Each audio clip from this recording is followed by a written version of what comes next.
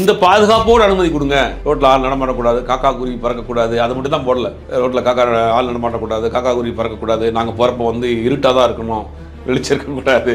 இந்த மாதிரி கண்டிஷன்ஸ் போட்டு ஒரு கண்டிஷன் பெரிய லிஸ்ட் கொடுத்துருக்காங்க. கரூரில் விஜய் பங்கேற்று நிதியுதவி வழங்கும் இடத்தை 1 கிலோமீட்டர் சுற்றளவுக்கு பாதுகாப்பு வளையம் அமைக்க வேண்டும்.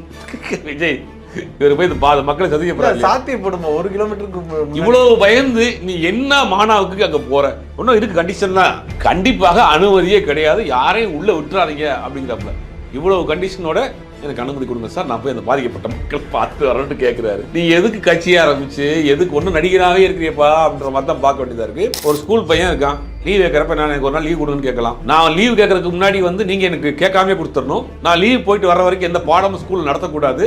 அப்படியே நீங்க பாடம் நடத்தலாம், நீங்க அதை என்னுடைய நோட்ல எழுதி வச்சிருக்கணும் அப்படின்னு கண்டிஷன்லாம் போட்டு யாரும் லீவ் கேட்பாங்களா? ஸ்கூல் பையன் லீவ் கேட்கறத விட மோசமா இருக்குது. அப்ப விஜய்க்கு இந்த சம்பவத்தெல்லாம் பாக்குறப்ப நாம் ஒரு பெரிய தவறை இழைச்சிட்டோம், மக்கள் கோபத்தில் இருக்கிறாங்க, தனக்கு ஏதோ ஒரு அசம்பாவிதம் நடத்தக்கூடாதுன்னு பயப்படுறாங்க. நேயர்களுக்கு வணக்கம். இன்று நம்மோடு நேர்காணல் பேசுவதற்காக பத்திரிகையாளர் திரு சுபேர் அவர்கள் நம்மோடு இருந்திருக்கிறார். வாருங்கள் அவரோடு பேசலாம். சார் வணக்கம். வணக்கம். தமிழக வெற்றி கழகத்தினுடைய தலைவர் விஜய் வந்து கரூர்ல பாதிக்கப்பட்ட மக்களை சந்திக்கிறதுக்காக நிபந்தனைகளோட அனுமதி கேட்டிருக்கிறாரு. கூடிய விரைவில் சந்திக்க போறாங்கன்னு சொல்றாங்க, உறுதிப்படுத்தி இருக்கிறாங்க. எப்படி பாக்குறீங்க? முதல்ல அருண்ராஜ் ஐஆர்எஸ் வந்து ஒரு மெயிலில் கேட்டிருக்கிறாங்க போல. அதற்கு பிறகு நேரடியாக சந்திச்சு எங்களுக்கு அனுமதி கொடுங்க, அனுமதி கொடுங்கன்னு மட்டும் கேட்கல, எங்களுக்கு இதெல்லாம் இந்த பாதுகாப்போடு அனுமதி கொடுங்க, ரோட்டில் ஆள் நடமாடக்கூடாது, காக்கா குருவி பறக்கக்கூடாது, அது மட்டும் தான் போடல. ரோட்டில் காக்கா ஆள் நடமாடக்கூடாது, காக்கா குருவி பறக்கக்கூடாது, நாங்கள் போகிறப்ப வந்து இருட்டாக தான் இருக்கணும், வெளிச்சம் இருக்கக்கூடாது. இந்த மாதிரி கண்டிஷன்ஸ் போட்டு ஒரு கண்டிஷன் பெரிய லிஸ்ட் கொடுத்துருக்காங்க. திருச்சி விமான நிலையம் முதல் கரூர் வரை பயணத்திற்குரிய பாதுகாப்பு அப்படின்னு மேலோட்டமாக இருந்தாலும் உள்ள சில டீட்டெயிலாக கேட்குறாங்க. அதாவது விஜய் அவர்களின் வாகனத்திற்கு அருகில் எந்த அங்கீகரிக்கப்படாத வாகனமும் இருசக்கர வாகனங்களும் வரக்கூடாது, வர முடியாத அளவுக்கு நீங்கள் பாதுகாப்பு கொடுக்கணும். விஜய் வாகனம் போயிட்டு இருக்கப்ப அங்கீகரிக்கப்படாத, இவர் கூட வராத எந்த வாகனத்தையும் உள்ளே வர்றதுக்கு அனுமதிக்கக்கூடாது. போலீஸ் சோதனை சாவடிகள் மற்றும் மொபைல் ரோந்து அழைத்து பாதுகாப்பு வழங்கணும். முன்னாடி மொபைல் பாதுகாப்பு கொடுக்கணுமா, போலீஸ் ரோந்து பாதுகாப்பு கொடுக்கணுமா. விமான நிலையத்தில் ஆயுதமேந்திய போலீஸ் பாதுகாப்பு. திருச்சி விமான நிலையத்தில் நுழைய மற்றும் வெளியேறிய இடங்களை பாதுகாக்க ஆயுதமேந்திய போலீஸ் பாதுகாப்பு வழங்க வேண்டும். அப்புறம் கண்டிஷன் நம்பர் 3, கரூர் நிகழ்வு இடம் சுற்றி பாதுகாப்பு. கரூரில் விஜய் பங்கேற்று நிதியுதவி வழங்கும் இடத்தை 1 கிலோமீட்டர் சுற்றளவுக்கு பாதுகாப்பு வளையம் அமைக்க வேண்டும். விஜய் இவர் போய் மக்களை சதிக்கப்படாது, சாத்தியப்படுமா? 1 கிலோமீட்டருக்கு இவ்வளவு பயந்து நீ என்ன மானாவுக்கு அங்கே போற?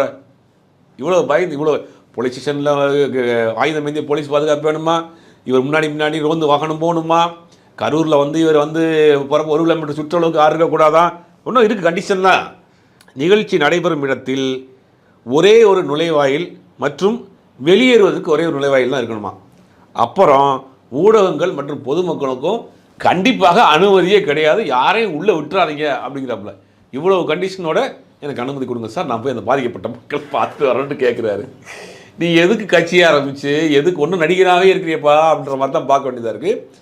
இது வந்து பயத்தின் உச்சத்தில் இருக்கிறார் விஜய், வந்து உச்சக்கட்ட பயத்தில் இருக்கார்.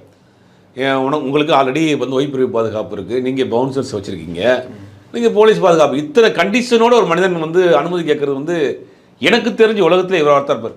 அனுமதி கேட்குறதுக்கு ஒரு எனக்கு போலீஸ் பாதுகாப்பு கொடுங்க, நம்ம போலீஸை கிளியர் பண்ணி கொடுங்க, எனக்கு அனுமதி கொடுங்கன்னு. இத்தனை கண்டிஷனோட போலீஸ் அனுமதி கேட்டால் ஒரு ஸ்கூல் பையன் இருக்கான், லீவ் கேட்குறப்ப நான் எனக்கு ஒரு நாள் லீவ் கொடுங்கன்னு கேட்கலாம். நான் லீவ் கேட்குறதுக்கு முன்னாடி வந்து நீங்கள் எனக்கு கேட்காமே கொடுத்துடணும். நான் லீவ் போயிட்டு வர வரைக்கும் எந்த பாடமும் ஸ்கூல் நடத்தக்கூடாது. அப்படியே நீங்கள் பாடம் நடத்தலாம், நீங்கள் அதை என்னுடைய நோட்டில் எழுதி வச்சுருக்கணும் அப்படின்னு கண்டிஷன்லாம் போட்டு யாரும் லீவ் கேட்பாங்களா? ஸ்கூல் பையன் லீவ் கேட்குறத விட மோசமாக இருக்குது. ரோட்டில் ஆள் நடமாட்டம் இருக்கக்கூடாது, முன்னாடி பாதுகாப்பு இருக்கணும், போலீஸ் ஏர்போர்ட்டில் பாதுகாப்பு இருக்கணும். நான் கரூரில் பாதிக்கப்பட்ட மக்களை பார்க்குறதுக்கு சுற்றி 1 கிலோமீட்டருக்கு ஆள் நடமாட்டம் இருக்கக்கூடாது.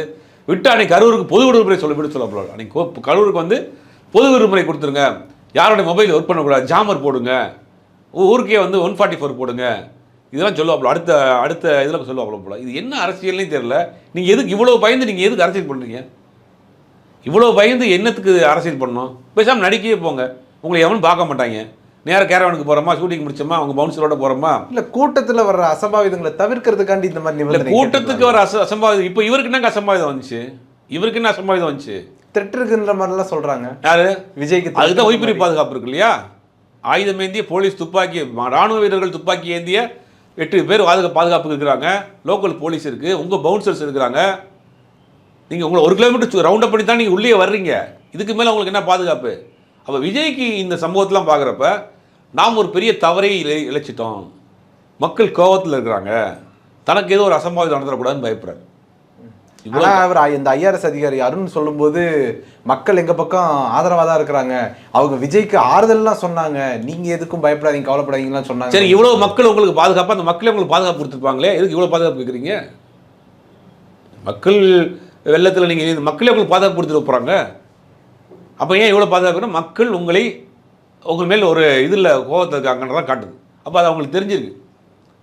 இப்போ நான் ஒரு 15 நாள் கழித்து வர்றேன், ஏதாவது சமாதானம் நடந்துடக்கூடாது, அதே மாதிரி சம்பவம் நடந்தாலும் ஓடி போயிட்டீங்க, அது மக்கள் யாருக்கும் கோபமாக இருந்துடக்கூடாது, அப்போ இந்த கோபத்தை தணிக்கணும் அப்படிங்கிறதுக்காக தான் இவ்வளோ மக்கள் மேல் நம்பிக்கை இல்லாதனால தான் நீங்கள் இவ்வளோ பாதுகாப்பு கேட்குறீங்க.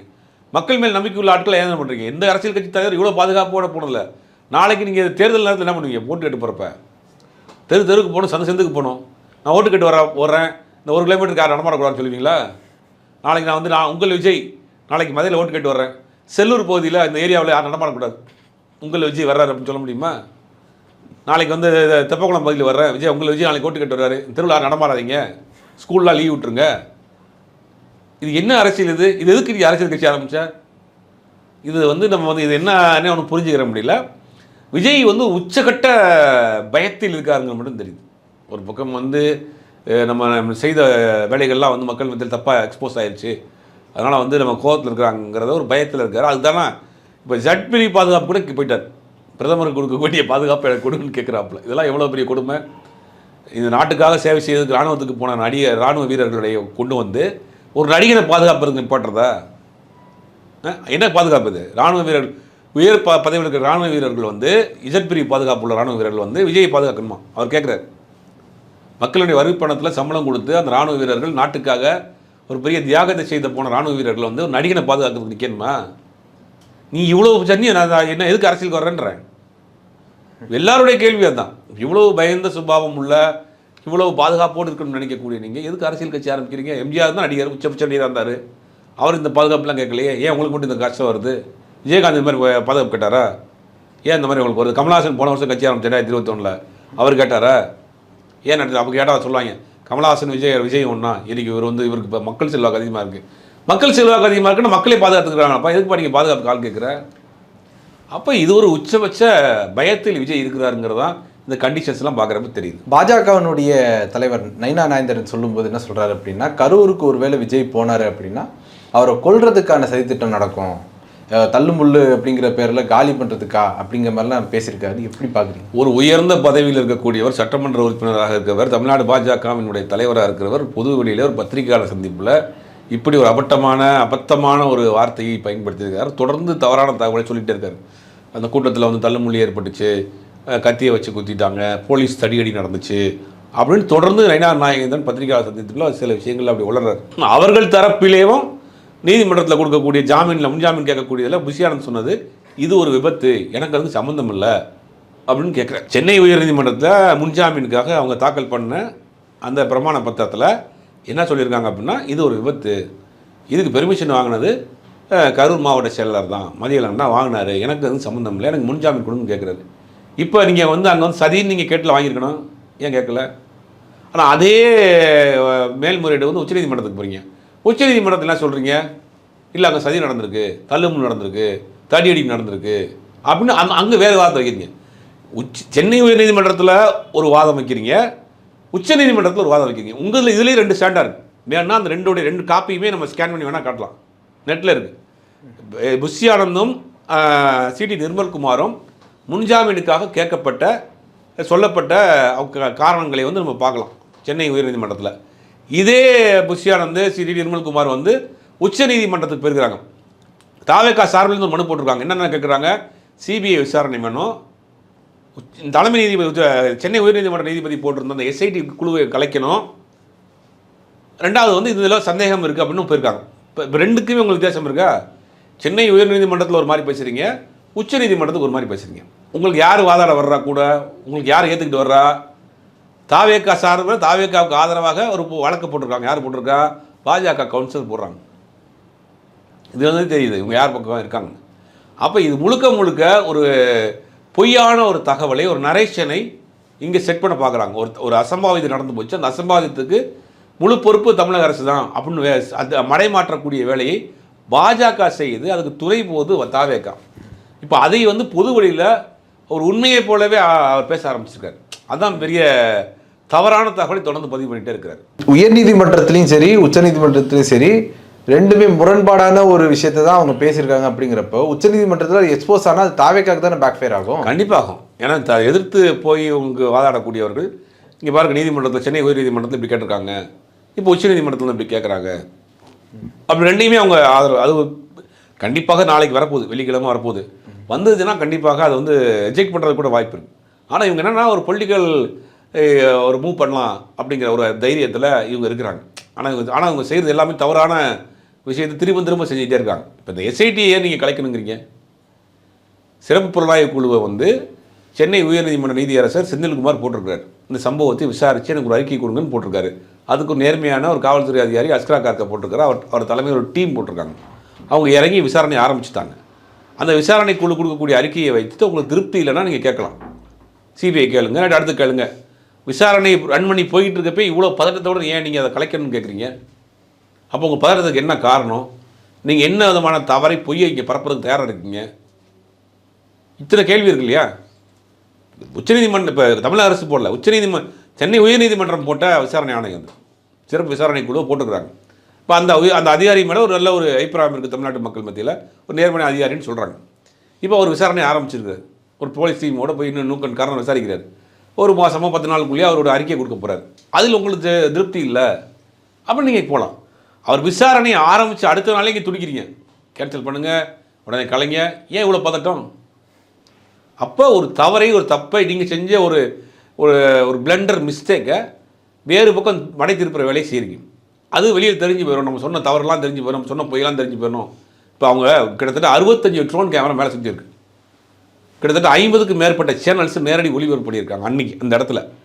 எங்கே தடியடி நடந்திருக்கு? ஏதாவது ஒரு கேமராவில் விழுந்திருக்கும்ல கேப்சரு? ஒரு வீடியோ கூட கிடையாது, ஒரு ஃபுட்டேஜ் கூட கிடையாது. கத்தியை வச்சு கிழிச்சாங்கன்றாங்க, அதுவும் கிடையாது. செருப்பு வீசுறதுன்னு சொன்னாங்க, செருப்பு வீசுறது யாருன்னு கண்டுபிடிச்சிட்டாங்க. அதுக்கு என்ன காரணங்கிறது சொல்லியாச்சு. அந்த ஒரு பயம் கிடைக்கிறாரு, ஒரு அட்டென்ஷன் கிரியேட் பண்ணுறக்கா கையில் கிடைச்ச தூக்கி எரிஞ்சிருக்கான் அப்படின்னு போட்டாச்சு. இல்லை எங்கே தடியடி நடந்துச்சு, எங்கே தள்ளுமுள் நடந்துச்சு, எங்கே கத்தியை வச்சு கிழிச்சாங்க? எதுவுமே இல்லை. அப்போ ஒரு தப்பான ஒரு நரேஷனை செட் பண்ணக்கூடிய வேலையை செஞ்சுட்டு இருக்காங்க. அது நீதிமன்றத்துக்கு போனால் அமலப்பட்டு போயிரும்ல. அதுக்காக தான் என்ன பண்ணுறாங்கன்னா விசாரணைக்குழு இறங்கியிருக்காங்க. அவங்கள விசாரணை பண்ணுறப்ப அதுவும் அமலப்பட்டு போயிடும். இதில் இன்னொரு தகவல் என்ன ஓடிக்கிட்டு இருக்கு அப்படின்னா, மூத்த பத்திரிகை நக்கீரன் கோபால் வந்து நேற்று ஒரு பதிவு சொல்லியிருக்கிறாரு. அவர் என்ன சொல்கிறாருன்னா, ஜனநாயகன் படத்துக்காக அந்த கிரௌடை ஷூட் பண்ணாங்க, அதுக்காக சில கேமராஸ் கொண்டு வச்சுருந்தாங்க, அதுக்காக ஹை வோல்டேஜ் ஜென்ரேட்டரை வச்சுருந்தாங்க, சில ஃபுட்டேஜஸ் அங்கே எடுத்துக்கிறாங்க. அவர் கேட்கக்கூடிய கேள்வி என்னென்னா, அவர் மட்டும் நிறையா பேர் கேட்கக்கூடிய கேள்வி என்னென்னா, 12:30 மணிக்கு நீங்கள் வந்து கரூரில் பேசுகிறதா சில டைம் சொல்லியிருக்கீங்க. ஆனால் நீங்கள் 12:30 மணிக்கு முன்னாடியே ஹை வோல்டேஜ் ஜென்ரேட்டர்லாம் கொண்டு போட்டு லைட்லாம் போட்டிங்க, சினிமா படத்துக்கு யூஸ் பண்ணக்கூடிய லைட்டு ஜென்ரேட்டர்லாம் போட்டிங்க. அப்போ நீங்கள் 6:30 மணிக்கு வரப்போறீங்கன்னு உங்களுக்கு முன்னாடி தெரியுமா? எதுக்கு 65 ட்ரோன் கேமராவில் ஷூட் பண்ணுறீங்க? இப்போ இதெல்லாம் ஒரு குற்றம், இதெல்லாம் வந்து ஒரு சந்தேகமாக இருக்குது. இப்போ நீங்கள் உச்சநீதிமன்றத்துக்கு போகிறாங்க, உச்சநீதிமன்றத்தில் அந்த கேமரா ஃபுட்டேஜ்லாம் கொடுங்க, என்ன பண்ணுவீங்க? எதுக்காக தெரிஞ்சு போகுமா இல்லையா? அப்போ இவர்கள் சொன்ன பொய்யை வந்து அமலப்பட்டு போயிடுவோங்கிறதுக்காக தான் உச்சநீதிமன்றத்துக்கு வேகமாக போய் இதை மறுக்கக்கூடிய வேலையை செஞ்சுட்டு இருக்காங்க. உங்களுடைய நேரத்தை ஒதுக்கி எங்களோட கருத்தில் வந்தமைக்கு நன்றி சார்.